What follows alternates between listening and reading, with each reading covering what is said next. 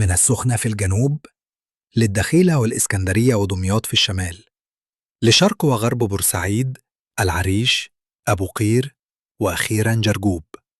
مصر مش بس أنشأت موانئ، مصر أنشأت شبكة مترابطة من الموانئ، شبكة تربط البحر الأحمر بالمتوسط وتوصل آسيا بأوروبا، شبكة بتخدم الصناعة، التجارة، التصدير، وحتى الطاقة.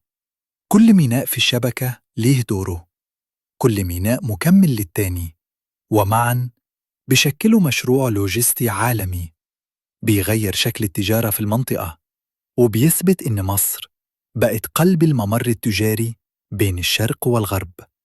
ولو ما شفتش الحلقات السابقة عن السخنة وموانئ البحر الأحمر، فأنت فقدت نص الصورة، لأن اللي شفناه هنا هو قمة السلسلة، نقطة تجمع كل خيوط الموانئ في مصر.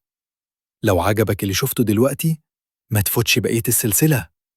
روح شوف الحلقتين اللي فاتوا عن السخنة وموانئ البحر الأحمر، هتفهم كل الخريطة الكبيرة بشكل كامل.